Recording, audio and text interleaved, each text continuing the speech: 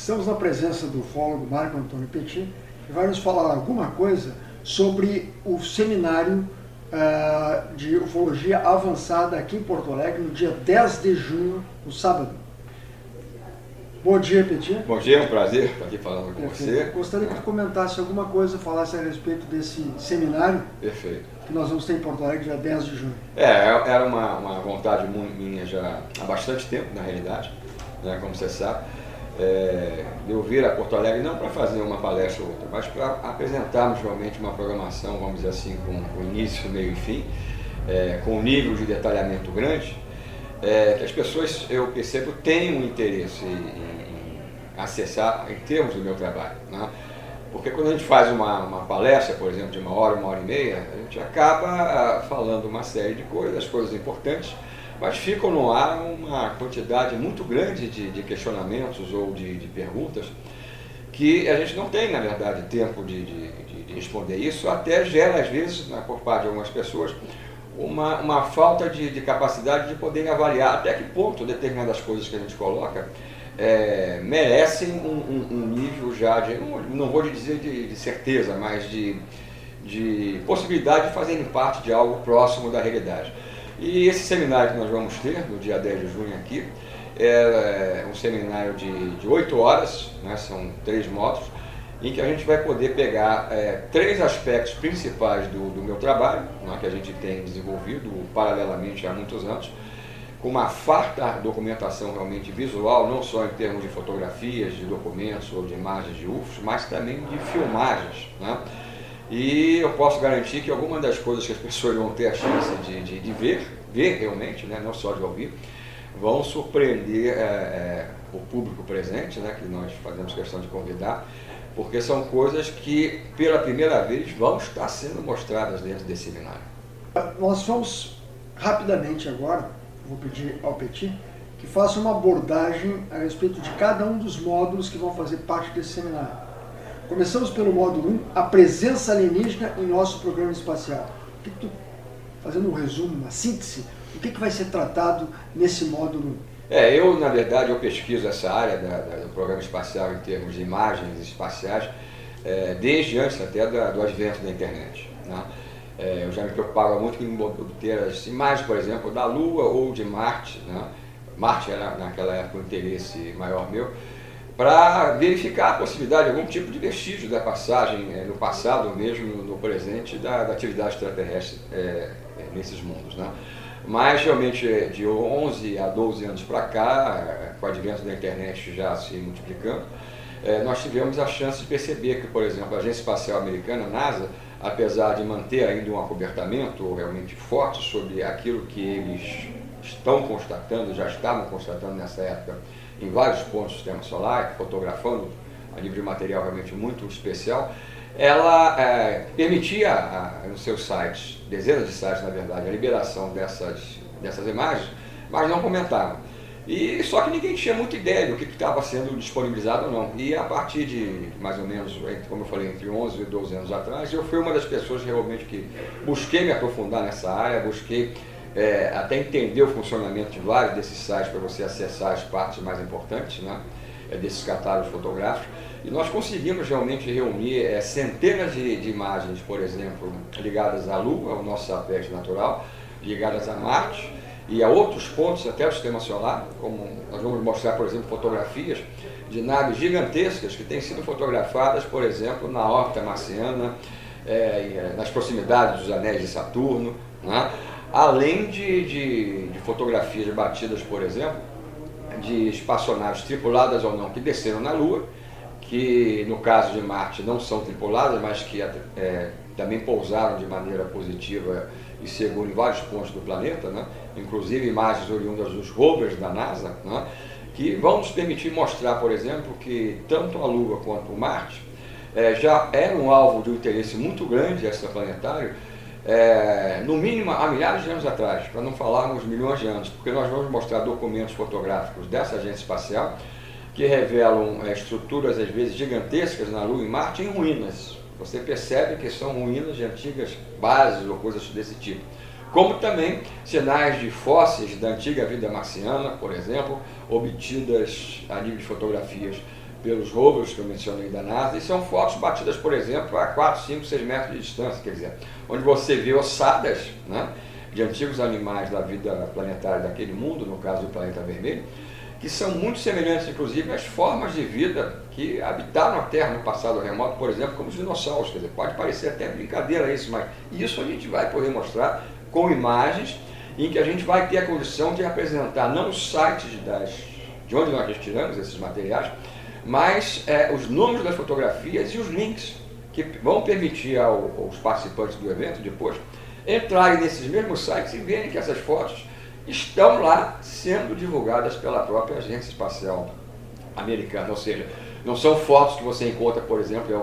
alguns endereços da internet que se fala que são fotos da NASA e você não tem a menor referência, por exemplo, da origem. E algumas dessas imagens, por exemplo, para falarmos mais uma vez agora de Saturno, são imagens que eu obtive há semanas atrás. Não só localizei há semanas atrás apenas, mas que foram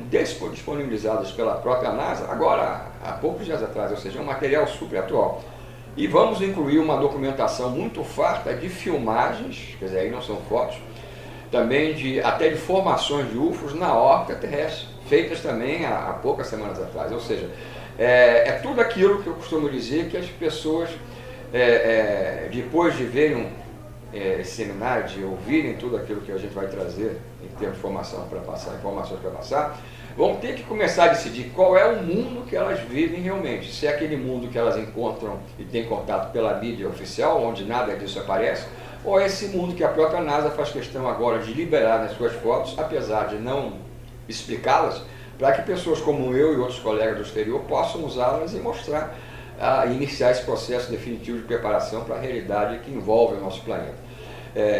Encerrando essa parte do primeiro bloco, né, eu diria o seguinte, que fica claro, né, para quem vai assistir, como eu já apresentei esse seminário no Rio, aqui a gente vai ter nesse tipo de molde a segunda apresentação, quer dizer, de maneira inédita aqui no Sul, em Porto Alegre, que a realidade, vamos dizer assim, por trás dessa presença dentro do nosso sistema solar e na própria órbita terrestre, mostra claramente o seguinte, que nem a Terra é nossa e também não cabe mais nós chamarmos aquilo que nós sempre colocamos como nosso sistema solar de nosso, porque o nível dessa presença é tão maciço, né, que é uma realidade que transcende a muito até os maiores voos da nossa ficção. Temos que dizer que o seminário de ufologia avançado em Porto Alegre ocorrerá no dia 10 de julho no Edel Trade Center, Moreira da Silva 2001, no centro de Porto Alegre. Nós teremos esse primeiro módulo no sábado pela manhã, das 9 ao meio-dia. Presença alienígena em nosso programa espacial. O segundo módulo e o terceiro módulo serão, o Petit vai apresentar no sábado à tarde, a partir das 14 horas. Nós vamos estender esse seminário até uma boa parte da noite, inclusive do sábado. Eu gostaria agora que o Petit falasse um pouquinho a respeito do segundo módulo, o segredo da ufologia militar brasileira. O que tu podes nos dizer a respeito das tuas pesquisas, dos teus estudos a respeito desse tópico da ufologia? Desde a época que comecei a fazer ufologia pública no ano de 79, né, apesar de já pesquisar antes o assunto, eu tive a felicidade de começar a ter a confiança de alguns militares de alta patente, militares principalmente da Marinha, naquela época, e depois da Força Aérea. Do Exército a gente de início não teve muito tipo de chance de interagir, pelo menos com militares de patente razoável. E essas pessoas começavam a me relatar fatos que às vezes a gente não tinha a menor ideia que tinha acontecido dentro da estrutura da ufologia militar brasileira, né? Ou dar detalhes de casos até do passado, já naquela época, em que a gente tinha, por exemplo, apenas uma visão de 10% ou 20% daquilo que essas revelações trazidas inicialmente para mim, a partir principalmente do início da década de 80, mostravam que havia, dentro da estrutura de cada caso revelado para mim, que em parte nós já conhecíamos, uma quantidade de fatos realmente impressionantes que mostravam que aquilo que havia até sido divulgado publicamente, às vezes, no início da pesquisa militar brasileira, era algo incipiente frente à grandeza de determinados casos desse tipo, né? Agora, com o passar dos anos, né, já na época da campanha UFOS, Liberdade de Informação já, da CBU e da própria revista UFO, que nós tivemos a honra e o prazer de participar desde o início, nós fomos conseguindo, como membros do próprio grupo, documentos realmente impressionantes sobre esse tipo de presença alienígena dentro, por exemplo, da atmosfera do nosso planeta, constatada diretamente, principalmente pela Força Aérea, mas também por membros da Marinha, que eu tive a chance de entrevistar de maneira inédita, que acabaram nos reportando detalhes. Essa é a parte principal, eu acho, desse modo, daí para frente, detalhes, né, que não constam nesses documentos. Eu tenho, por exemplo, informações para passar, por exemplo, da noite de maio de 1986, de 19 para 20 de maio de 86, quando 11 UFOs foram rastreados pelo nosso SINDACA, foram perseguidos pelos nossos caças F-5 na época e Mirage, né, que mostram que aquilo que o ministro da Aeronáutica na época, brigadeiro Otávio Júlio Moreira Lima, com quem eu tive a chance de estar pessoalmente 2 vezes, ele foi um dos ministros da Aeronáutica que eu tive a chance de conversar abertamente sobre esse assunto, e não só o próprio ministro que eu citei, mas também outros militares, brigadeiros, nos passaram pessoalmente detalhes em conversas pessoais que mostram que o nível que a Força Aérea Brasileira já chegou de interação, né, com o fenômeno UFO, que não faz parte, por exemplo, dos documentos liberados até hoje. Esses documentos, alguns são impressionantes, mas a realidade, mais uma vez, ela suplanta essa verdade colocada para mim pessoalmente, né? Não com nenhum tipo de censura, tipo, você não vai poder divulgar disso, ou coisa parecida. Mostram casos, inclusive, de como aconteceu, por exemplo, lá no Planalto Central, de um objeto desse, de grande porte, forma discoidal, que praticamente pousou, esteve apenas a 2 palmos do solo, da superfície, de uma área de alta segurança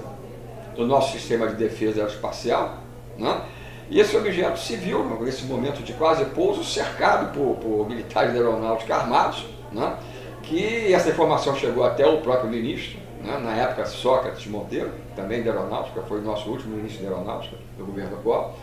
E essa informação, por sorte, chegou até ele e ele passou a ordem através da escala de comando para que não fosse aberto fogo contra esse objeto, que estava praticamente pousando dentro de uma área de alta segurança do sistema de defesa aéreo brasileiro, como eu falei, né? Agora, por que ele evitou esse tipo de disparo? Aí entra a parte de outros depoimentos que eu consegui também de militares da própria aeronáutica, né, independente, como eu falei, dos documentos liberados, né, que mostram o quê? Que a Força Aérea tem uma visão muito precisa da realidade por trás do fenômeno UFO. Primeiro, colocou claramente para mim, esses militares colocaram claramente para mim que o fenômeno não é negativo, né, pelo menos os fenômenos que a Força Aérea tem constatado, né, que o nível de disparidade tecnológica é algo que faz com que a gente veja a tecnologia extraplanetária ou extraterrestre como quase que magia frente aos nossos olhos,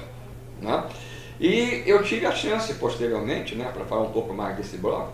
de interagir diretamente com militares, aí sim, do Exército Brasileiro, que nos permitiram até gravar depoimentos, militares que aceitaram prestar esses tipos de informação sobre esse caso estrondoso da ufologia brasileira,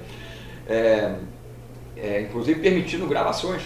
quer dizer, confiando no grupo principal de investigador da época, no passado, do qual fiz parte, com mais 3 amigos na época, né, que passaram detalhes que, mais uma vez frisando, vários deles, a gente vai estar colocando ou mostrando documentação de maneira inédita, e nem foi mostrando isso no Rio ainda. Tá? Agora, no dia 10 de junho, aqui. Vamos estar falando, então, por exemplo, principalmente da noite do dia 19 para 20 de maio de 86, nesse bloco. Vamos estar falando da Operação Prato, e eu tive a chance de interagir diretamente com o próprio comandante, junto com o editor da revista UFO, Ademar de Vaé. Temos informações realmente muito precisas daquilo que está acontecendo na Amazônia na atualidade. O fenômeno não acabou, ao contrário do que muitas pessoas imaginam. Tem uma ligação com a época da Operação Prato, indiscutivelmente, né? E a parte principal, ou a parte mais impactante desse bloco vai ser justamente, eu posso garantir para as pessoas que assistirem esse módulo, que eu não posso dizer hoje o que eu vou apresentar, porque até pode haver uma tentativa de impedimento para que eu não apresente. Mas os amigos do Guaidu e de toda a pesquisa ufológica aqui do Rio Grande do Sul, eu posso garantir que inclusive eles vão ver um tipo de material ligado ao caso Varginha, de maneira inédita, que poucas pessoas no mundo ou no nosso país tiveram a chance de ver. E esse tipo de material vem diretamente de pessoas que participaram diretamente de fases ligadas à queda da nave, a constatação da queda da nave, que se acidentou no dia 13 de janeiro de 96, e não como se pensa, no dia 20, né? Essa nave que foi recolhida, como também referências claras desses militares que confiaram a nós, a nossa pessoa, por exemplo, da captura de vários membros da sua tripulação e aquilo que aconteceu depois, né? E o que nós fizemos a partir disso, obrigando o Exército a ter uma mudança de postura recentemente em relação ao caso, porque nós fizemos uma denúncia através do meu livro, Varginha, Toda a Verdade Revelada, que foi protocolado dentro do próprio Ministério da Defesa, como denúncia contra as atitudes do Exército, né? Então a gente vai passar detalhes desse aspecto, do que está acontecendo em relação a isso, que vão surpreender com certeza os presentes. Fazendo a apresentação do Seminário de Ufologia Avançada de Porto Alegre, dia 10 de junho, gostaria que ele focasse um pouquinho a respeito dos UFOs e a conexão espiritual. Um tema fundamental, de fundamental importância, e tão importante como os temas dos módulos 1 e 2. É o módulo, os UFOs e a conexão espiritual, o Petit deverá enfocar um outro aspecto da ufologia, também muito importante, e que ele, como pesquisador estudioso, já vem há algum tempo se aprofundando nessas questões. Então, Petit, contigo, gostaria que tu falasse um pouquinho desse terceiro módulo, que vai acontecer no final, no fechamento desse seminário, a partir das 17 horas de sábado, dia 10 de junho. Pois não. Não tirando a importância dos dois módulos anteriores, que nós já detalhamos, é claro que nós consideramos, e eu acho até que o público presente vai perceber, que a parte mais fundamental de qualquer tipo de estudo relacionado à ufologia é aquela que tenta explicar o que existe por trás do fenômeno ufológico. Uma coisa é você constatar a realidade, que é uma realidade realmente que está mais do que documentada. Outra coisa é você tentar, pelo menos, chegar perto da realidade a nível de um entendimento do que existe por trás. E isso só é passível de ser conseguido quando você funde informações do passado, né, de casos estudados dentro da nossa pré-história e história, né, com as informações, principalmente do presente, ligadas ao processo de contato das últimas décadas e abdução, né? E eu venho tendo a felicidade de encontrar e de pesquisar diretamente, inclusive algum desses casos com a psicóloga Jolda Moura, da minha cidade, lá do Rio de Janeiro, que faz as partes ligadas às regressões, né, dos casos que eu investigo, e informações realmente extremamente valiosas têm sido obtidas que mostram, por exemplo, o interesse por parte desses seres para começar em mostrar que a realidade é algo muito diferente daquilo que, infelizmente, a maioria das pessoas ainda vislumbram em termos mundiais. Que realidade seria essa dentro do fenômeno UFO? Esses seres fazem questão de destacar que não só o homem que está no planeta, mas eles próprios, de várias origens, como o próprio universo, tem que ser percebido, né, como algo multidimensional, preso a uma realidade que a gente pode chamar também de espiritual. Hoje se sabe, por exemplo, que através dessas pesquisas, que o abduzido ou contatado da atualidade, numa vida pregressa, numa outra encarnação, já era alvo do contato desses mesmos seres, e assim sucessivamente para o passado,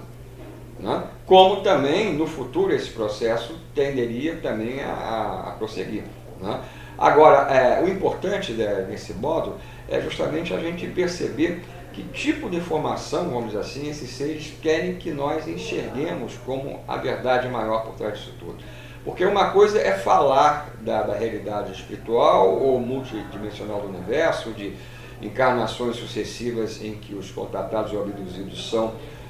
o elo para a ligação com a nossa humanidade e transformação, vamos dizer assim, da mesma. Outra coisa são os detalhes que hoje a gente está obtendo a nível das pesquisas, né, que revelam um nível, vamos dizer assim, de interação direta entre essas pessoas que passam por esse processo, né, com essas próprias civilizações num sentido ainda maior. Uma das coisas que a gente tem percebido, por exemplo, né, é que, a nível pelo menos de possibilidade, é que, por exemplo, o abduzido de hoje, na vida pregressa, ele pode ter sido o próprio abdutor, está do outro lado do processo, e vice-versa. Então, quando às vezes aqueles que querem ver o fenômeno de uma maneira negativa, a nível de contatos e abduções, e colocam a ideia de que o abduzido ele é uma pessoa que o livre-arbítrio não é respeitado, porque ele é abduzido sem a aquiescência da parte dele ou coisa desse tipo. É claro que a gente tem a possibilidade de ter contato com seres que não têm nenhuma ligação maior com a nossa humanidade, e aí podem tratar qualquer um de nós como uma cobaia, ou como algo do interesse deles, só para satisfazer esse tipo de interesse. Mas o que nós vamos mostrar nesse evento é que existe um grupo de várias civilizações que são comandadas por seres de aspecto humano, que são partes do processo que permitiu a própria presença do homem aqui na Terra, já que nós teríamos,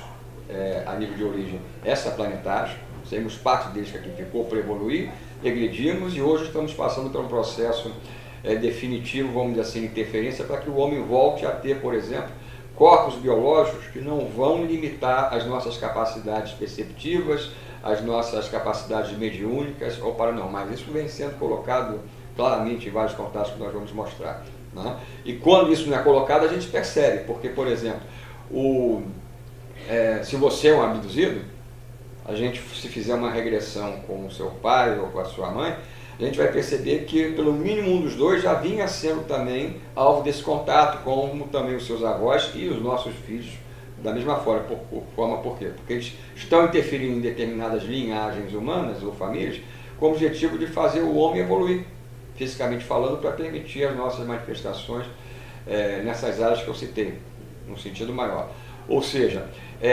além desse aspecto que a gente vai estar colocando, eu vou me valer de experiências pessoais que eu tive,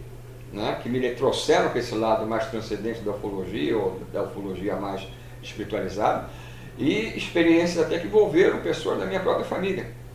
que me permitiram vislumbrar uma realidade que, apesar de estar na minha frente antes dessas descobertas, enquanto eu pesquisava casos apenas de outras pessoas, eu não tinha percebido. Eu tive que viver determinadas experiências com membros da minha família para a coisa ser tão direta e essa convivência com o fenômeno dessa maneira, que aí era impossível não perceber aquilo que a gente tem certeza que esses seres tinham interesse, que não só eu, mas que a humanidade tivesse acesso, né? A parte final desse módulo, ela vai também, com certeza, permitir muitas reflexões dos presentes, porque uma das coisas que fica claro para mim hoje é que esses seres querem não que a gente receba uma mensagem da parte deles definitiva, não, a verdade é essa, né? Não é isso. Eles querem nos dar o caminho, as indicações, para que nós próprios, a partir da nossa experienciação como pesquisador ou como pessoas que vivem diretamente o fenômeno, possamos chegar àquelas conclusões que estão por trás dessa presença realmente mais transcendente, né? E nós vamos perceber que muitos mestres do nosso passado, que passaram mensagem através, por exemplo, dentro daquilo que hoje a gente encontra dentro das nossas principais religiões, tinham um discurso muito próximo com o discurso desses seres através dos contatos atuais, mostrando que a humanidade é alvo de um processo de interferência para levá-la a um novo patamar evolutivo que só vai ser acessado, e a gente tem certeza que a gente vai chegar lá, a partir de uma abertura da nossa mente, de cada um de nós, para uma realidade que vai mostrar não só o que foi o nosso verdadeiro passado, mas a nossa missão cósmica maior no momento que nós estivermos nos reintegrando a uma espécie de comunidade cósmica, né, da qual nos afastamos no passado, cujas ligações estão ligadas diretamente ao componente, vamos dizer assim, espiritual, né? é importante que a gente possa perceber, né, que nada que acontece, inclusive na vida de nós, pesquisadores, de mais importante desse fenômeno, está acontecendo por acaso. Esses seres, eles acompanham a nossa humanidade, acompanham o nosso trabalho de uma maneira bem objetiva, e parece que cada um de nós vem sendo conduzido a seguir determinados caminhos, a encontrar determinadas pessoas, para que essa verdade sobre a realidade multidimensional ou espiritual do homem e do universo, que vai trazer a definitiva explicação para tudo isso que está acontecendo, possa ser realmente acessada, né? E eu mesmo posso dizer que quando eu escrevo sobre esse assunto, ou quando eu falo sobre esse assunto especificamente, né, é como se a gente pudesse sentir claramente que a gente não está sozinho fazendo esse trabalho, né? E aquelas pessoas que vão estar presentes, como normalmente têm estado presentes nos outros eventos, podem ter certeza, elas também participam desse processo da mesma maneira, a partir da mesma interação, mesmo que elas ainda não tenham consciência, mas como representantes de algo muito especial que vai levar a humanidade realmente para um tipo de percepção que vai dar um outro sentido à nossa própria presença no planeta e no próprio universo. Muito bem, Petit. Vocês verem a importância dos temas que serão abordados nesse seminário. Para adquirir o ingresso para esse seminário, você pode adquirir no local a partir das 8 horas do dia 10 de junho, sábado, no Edel Trade Center, na Avenida Loureiro da Silva 2001. Nós também estaremos vendendo os ingressos antecipadamente nesta quarta-feira, no dia 10 de maio, no Encontro Ufológico de Porto Alegre, também no mesmo endereço, Edel Trade Center, Loureiro da Silva 2001.